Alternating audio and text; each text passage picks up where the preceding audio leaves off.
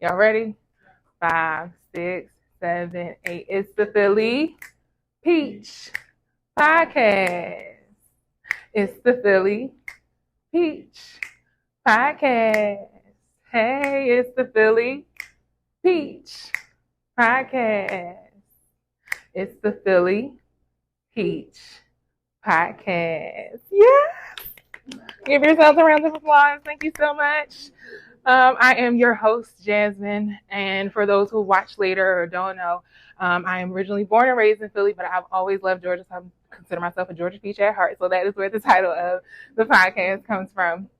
And so today, I'm going to be introducing a brand new episode. This is the launch of season 2 of the Philly Peach Podcast. So I'm really excited. This first series that I'm introducing is called Finding Power in Process to Promise. Okay, so many a times we don't hear about the person's story until they've been through the process, right? You see them on the other side of their thing, but you don't hear about what they're enduring through that process, how they're getting through that process.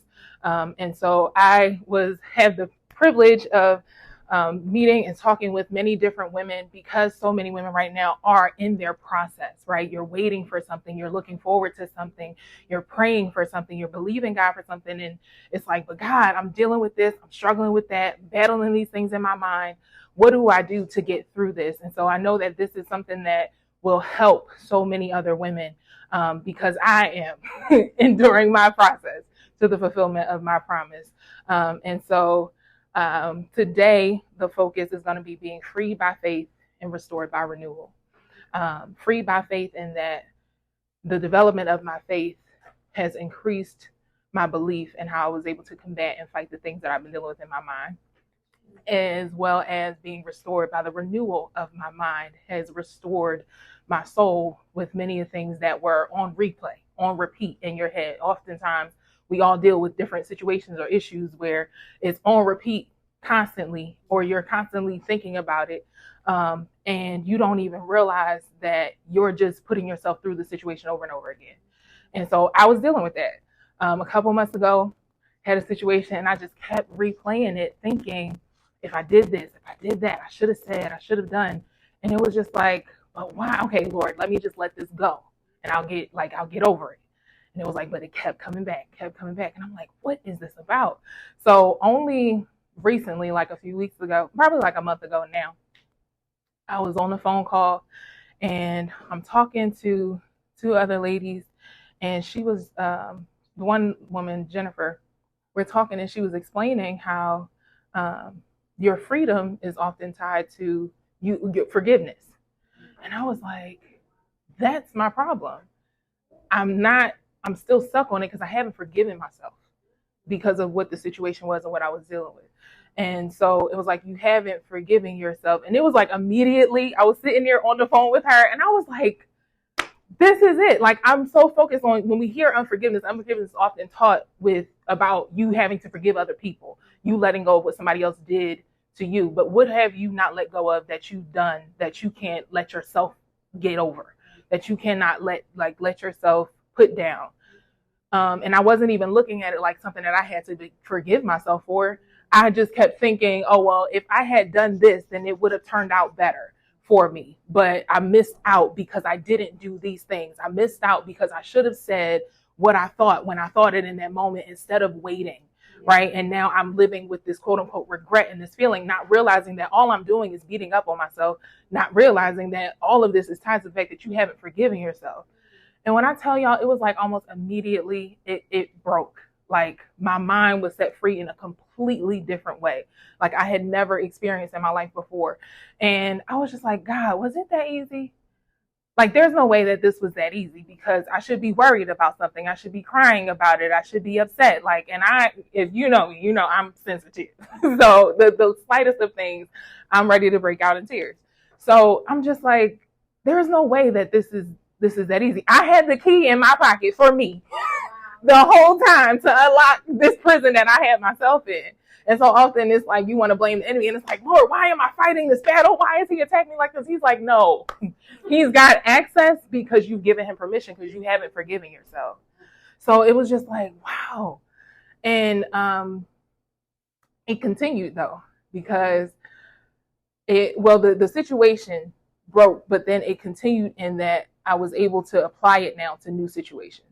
So I was dealing with an issue with my apartment that I was living in. I had a whole situation come up. I didn't expect it. And I honestly was like, I was so embarrassed. I felt ashamed because I'm like, this ain't what I came here for. I'm not going back to Philly. That's what I'm not going to do. So what I'm not doing is leaving Georgia, but I don't know how I'm going to get out of this situation. I don't know how I'm going to work this out. And so I want to say November of 23, I was not able to pay my rent for my apartment. So now here I am like, Lord, what am I going to do? How do I trust you in this? Because Lord, this wasn't my plan. Like, I don't know how this happened, but it was just that I'm like, Lord, I can't afford everything like I thought. Well, December comes and I'm on the phone with the leasing office and, well, not the leasing office. It was like one of the representatives or whatever for the company. And I'm talking to her and she's like, yeah, well, you need to leave by X amount of date, da, da, da, da, da. And I'm like, I don't even know where I'm going to go. I can't find a place in 30 days. Like, that's just, it took me several months before I even found this place before I got out here. So now here I am, I'm talking to the lady on the phone and I begin to immediately like panic in my mind, thinking like, oh God, like I done messed up. It's going to make me have to go back. So I'm going through mail and I find this letter from a law firm. And it's saying how bankruptcy can help you with eviction. But the letter is dated from August. And I'm like, why would they have even sent me this? I had paid on time in August. I'm like, I know. I don't even know what y'all saw or why y'all sent me this. But I realized this must be for this time. So I go and I start doing my little investigation and research and figure this out. And then I go ahead, I move forward with this process. But throughout the time, like I'm constantly still fighting in my mind, like I'm about to be homeless. I'm about to be stuck out here. I'm not going to have, this is going to be this and that. I might have to live in my car. I might have to, like, it might be something else crazy that's happening in my life that I cannot control. And I don't know how to deal with this. And I'm like, Lord, I've never been through something like this where now you're forcing me to have to rely on you. And it was like, I didn't want to call anybody else. I didn't really want to talk to my family because I know that their faith is not where it needs to be for me to deal with the situation. They're just going to perpetuate what I'm already scared of, what I'm already thinking in my mind about being stuck, or, you need to come home, or, well, I can't help you, or you need to call this person, you need to do that. And I'm like, I don't want none of that. I got enough going on in here myself. So I'm not asking for any of yours. So I was like, okay, let me go ahead and I'm just continue with this process. And I remember telling a friend, I was like, I don't think I should have did it. I regret it. I shouldn't have done it. And so I had the date was set out for January. And I get to the court, y'all. And I'm like, Lord, I don't have no lawyer. I don't have no documents. I don't have anything. What are they going to do? They might tell me I got to leave or whatever. I go and it turns out that the bankruptcy stopped the eviction. So I get there and I'm like, okay, well, what does this mean? Because now what do I do? And the lady was like, they can't touch you. There's nothing that they can do. They cannot mess with you, is what she told me. She said, he can't mess with you is basically what that means. So you don't have to worry about, what you're going to do next or moving out, because right now, while you have that stay on your account, they can't move forward with anything. I was like, oh my gosh. And I remember I called and I was just crying on the phone and I'm like, he made it work. And I couldn't believe it because I'm like, I never had to do something like that. And I'm like, this is scary. I don't really know how else to get out of it. And I'm like, I'm feeling like maybe this was a bad decision. Bankruptcy don't look good. It's going to get rid of all this stuff and all this is going to happen, and continue with that. Now, part of the agreement was that I had to continue to pay. And so then I get a call from one of the paralegals from the bankruptcy company. And she's like, hey, they see that you still aren't able to pay. So they're going to get your case thrown out. And I'm like, oh, snap. So now here I am. I'm like, okay, got over one hurdle. Here comes another one. I called the court again. And surprisingly, I speak to this woman named Jasmine on the phone. And she's like, yeah, no, that's not how that works. I was like, okay. She was like, yeah, they can't just say that. She said, so long as you have an open case, they cannot proceed. So I heard her, but I ain't believe her. So I was like, okay, let me call the other lady that I was talking to that represented the company for the apartment. I call her and she's like, yeah, no, you're gonna have to leave by X amount of date. Sum it up, y'all. I just moved out May 1st and everything has been taken care of. I have a new place. I never lived on the street. I never lived in my car. I never, like, none of it that I was fighting in my mind thinking was going to happen to me happened to me. And in the midst of all of this, I'm like, God, what am I supposed to do? And I was like, Lord, I began to pray, Lord, please increase my faith to really believe, because I can say the word and I've said it, but when I said it, I wasn't always believing what I was saying. And so I'm like, help increase my faith so that when I speak your word, that I really have the faith to believe what it is that you will do, what the word says about who you are. Not so much focus on what I've messed up or what I've done wrong, but that I can truly lean on and trust my Father to take care of me. And he has come through time and time again. Till yesterday. Okay, I don't know if y'all seen the story, but even up until yesterday, y'all, because yesterday was a day, to say the least, okay?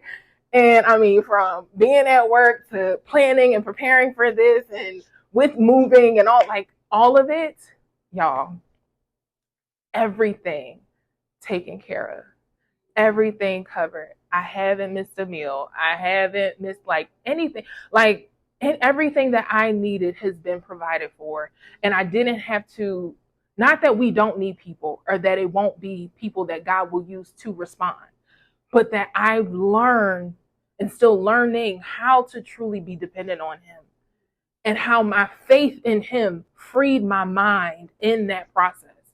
Because it had me thinking, like I was just saying, like, God, is it really supposed to be this simple? Like, is this what the peace that surpasses all understanding? Is that what you're talking about? Because I'm looking at all these things that's happening in my life and I should be worried. I should be scared, but I'm not. And it was like, I think about when you kept me when I did have to sleep in the car. You kept me when I was in a crazy situation in a relationship, crying, doing all kinds of things. You still kept me to the fact, to the testament of the fact that I'm still here now.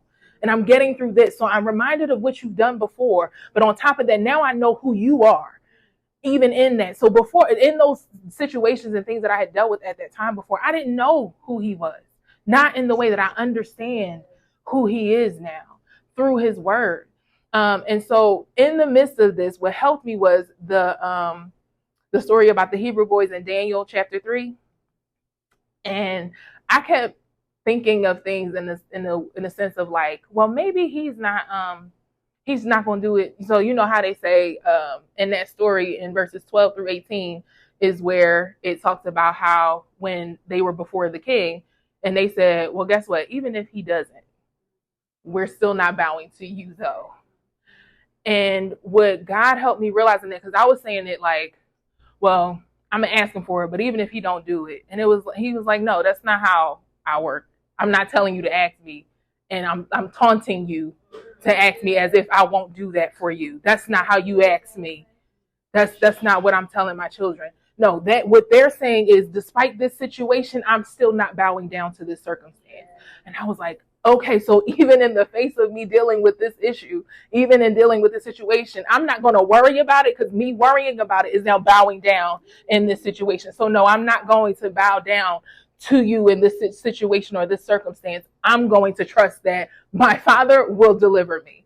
So no matter what happens, no matter what you threaten me with, no matter how many times you say I had to get all my things and leave, no matter how many times you told me that it wasn't going to work out, I wasn't going to have enough, I wasn't going to be enough, I wasn't going to make it, whatever the case was, all of it was a lie, because no matter what the circumstance is, he's always delivered me out of it. So the fact that I'm even here to say that he set me free from this, and even things from before, even if he doesn't deliver me this time, I still don't have to bow down to you. I still don't have to worry about this. And I was just like, dang, God, that's what you meant. Like, I was using it incorrectly the whole time. And he showed me that in, what was it? Luke 18, with the woman who was pestering the judge. And he was like, all right, so she can leave me alone. Go ahead and give her what she asking for, so she could get on out of here. And he was like, but I'm not the judge. I'm not telling you to get you to stop asking me. I'm not going to answer you because you're annoying me, and I'm not giving it to you in a begrudging way as if I don't want to give it to you. Understand, this was just an example of what it was like in this situation for her with this judge. I'm letting you know this so that you understand I'm not the judge. You are my children. I'm your father. I provide for you. I answer you. I want you to come. I ask you. I actually give you the instruction, come boldly before my throne. And our boldness before him is our humility, right? It's not just an arrogant, like, God, give me this. But in my humility, understanding who you are, Father, I'm coming before you in your grace and mercy. I'm asking, and I'm asking as I'm coming with the boldness to believe you're going to answer me, right? So it's not like I'm coming boldly, like, give me. I'm coming boldly to say, I understand who you are as my Father, and I know you're going to answer me because that is what you say you will do for me. And so I was just like, man, this word really do what he said it will do, okay?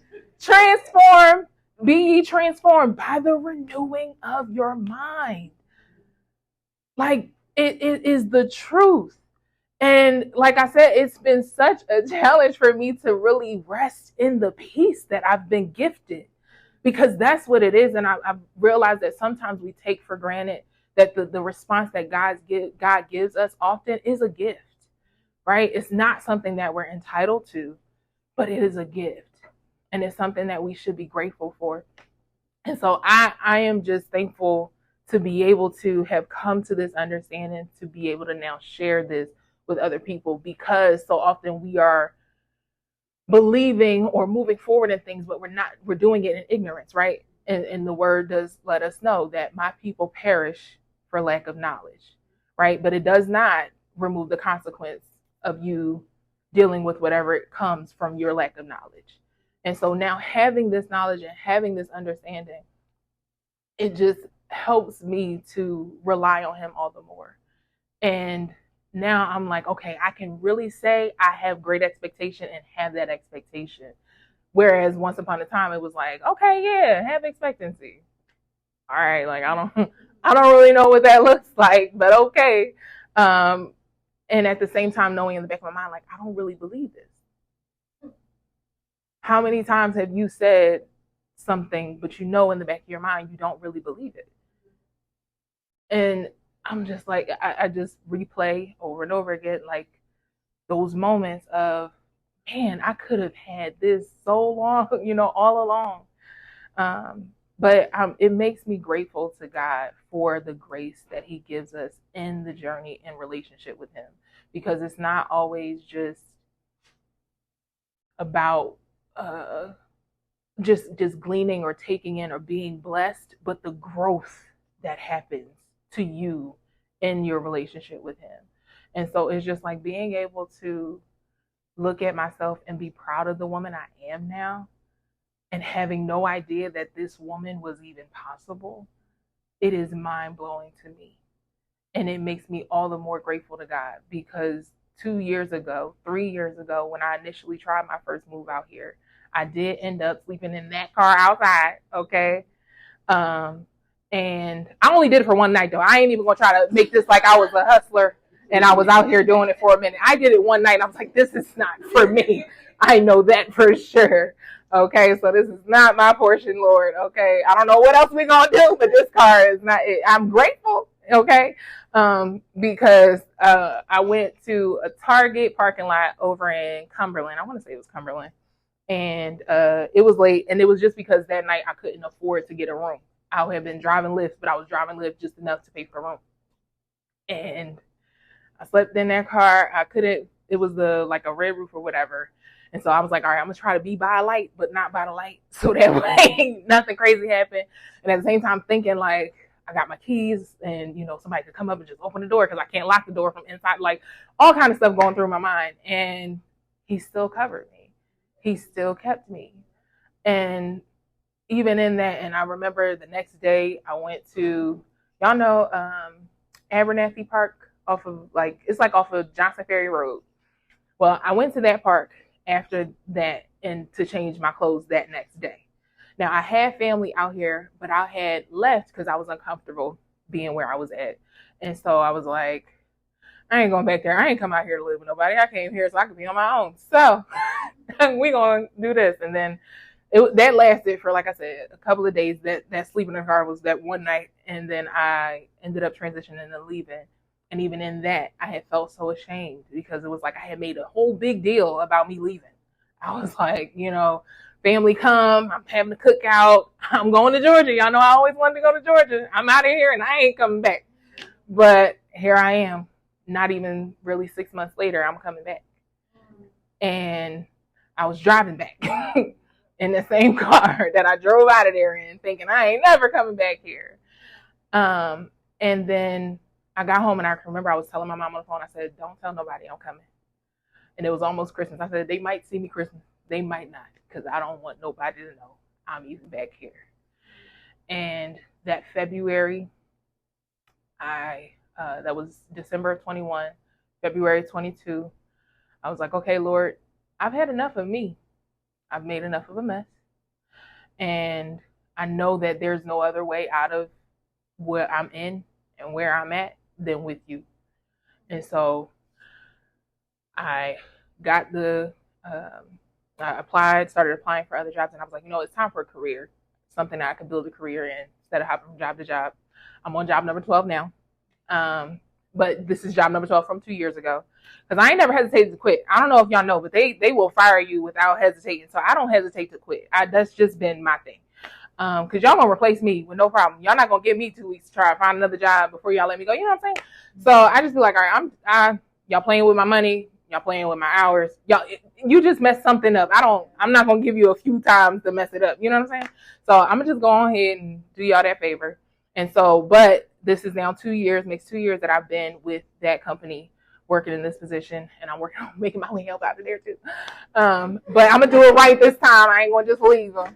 But I'm just grateful to God to be able to recognize the evolution that took place from February of 2022 to now being here in May of 2024. And in February of 2022, I could not have imagined being the woman I am today. I just knew that I needed him to be better than what I was.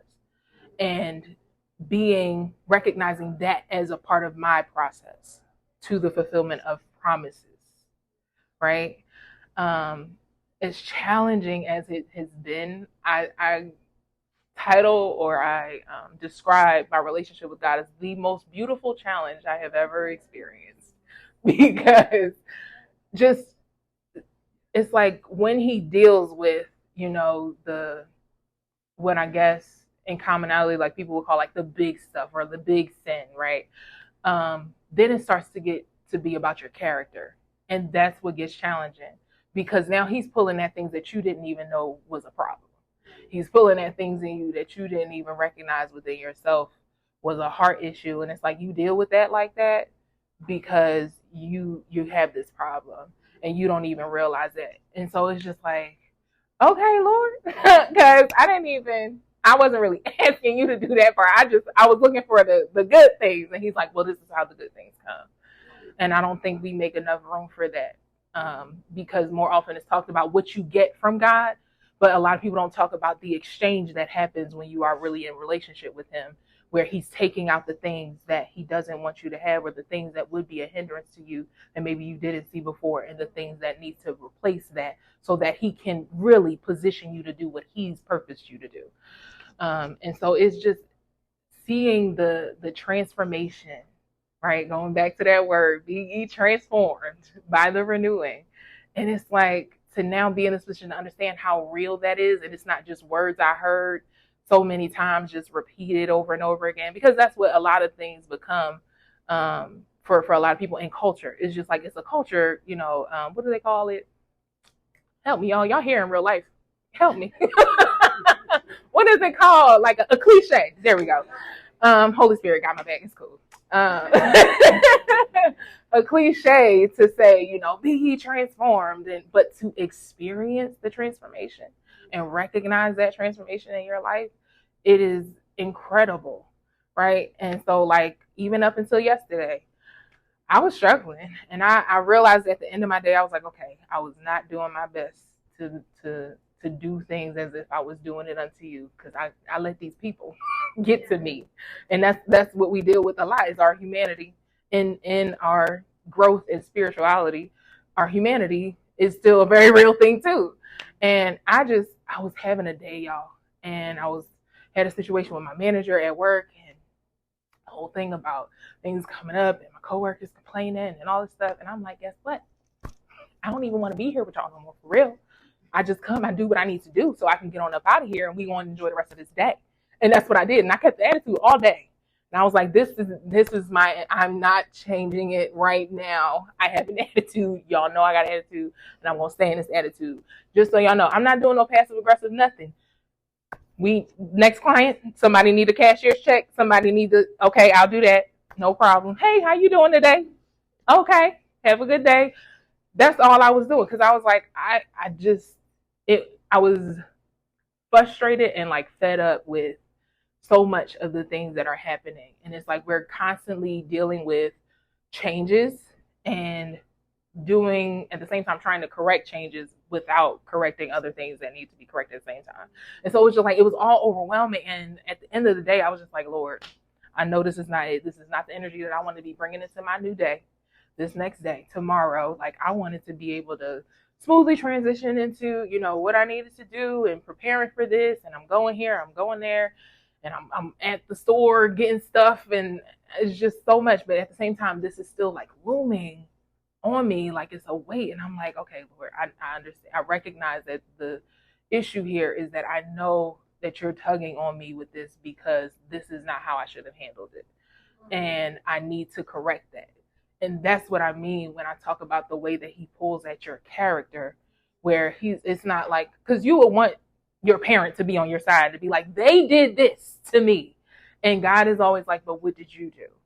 Right? How do you correct what you've done? You owe them an apology. And I'm like, apologize? Not that I have a problem apologizing. It's just like, but why? Because I feel justified in what I've said. I feel justified in what I've done. And I don't want to apologize, because then I don't want it to be like I don't mean it, because I meant it when I was saying what I was saying.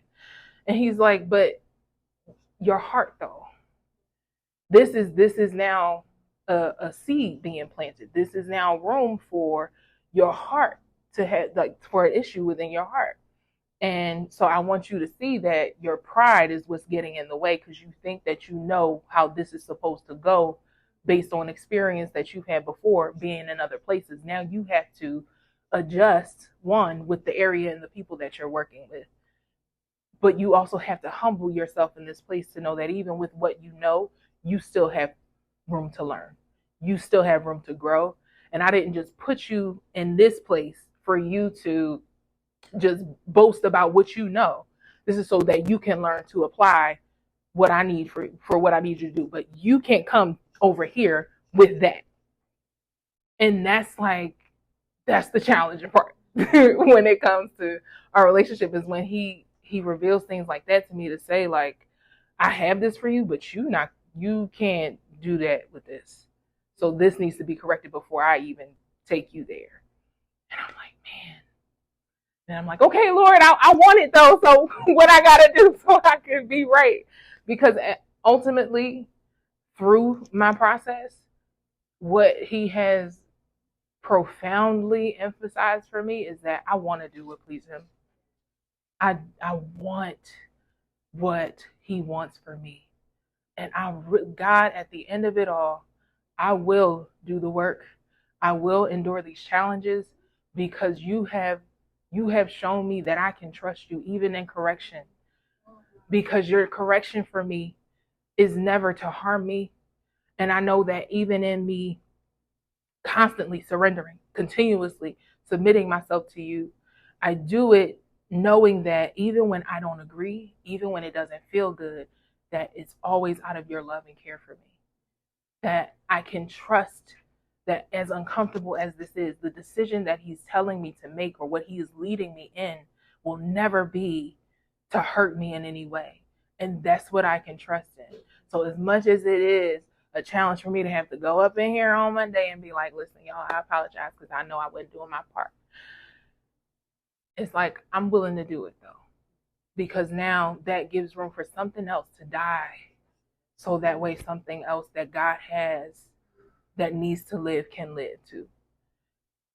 And I'm grateful to be able to come to this realization while in process, believing him for the fulfillment of something greater. And even to be like, to a certain degree, it's kind of scary to think that something greater is tied to what I let go now. And if I don't let this go now, I'm putting in jeopardy what comes later. And what's coming later for this promise is not just about me. This is not just going to free me. This does not just make a difference for my life, right? It's for my family, extended family. It's for women I don't know yet. It's for my children I have not birthed yet. I am determined to do what God calls me to do now because my children will be born free. They will not be born with any chains that I came in this world with. And I believe him to do that. That is the promise that I'm looking for. Yes, I'm looking forward to increase and great blessings and all the other phenomenal things. But the freedom that comes with Christ, there's nothing that compares to that. And so in the development of my faith and constantly seeking him and the restoration that is satisfied within me as I continue to renew my mind, there's nothing that compares to that. And I want to ensure that that is possible and that happens for my family and even for people that I don't know that have yet to encounter God in such a way, you know? And so I'll get ready to close out for today, but I want to give you some takeaways to consider. What have you bowed down to? What is it in your life that maybe you were in, the midst of dealing with or struggling to handle, and you bow down with your worry, you bow down with the frustration, you bow down with the anger? What have you bowed down to that now you need to release, that now you need to let go so you can make room for the new, for the next? And then what is your even if he doesn't really mean? Does it mean, well, even if you don't answer me? Or is it, even if you don't, I'm believing that you will. I know that you can, but even if it doesn't happen the way that I imagine, I still put it in your hands to trust that you will deliver me. What does your even if he doesn't mean when you say that?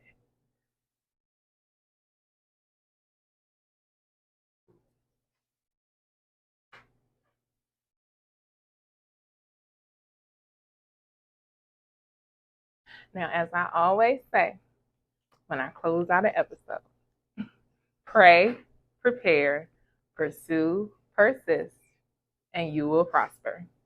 Pray about everything. Don't worry about anything.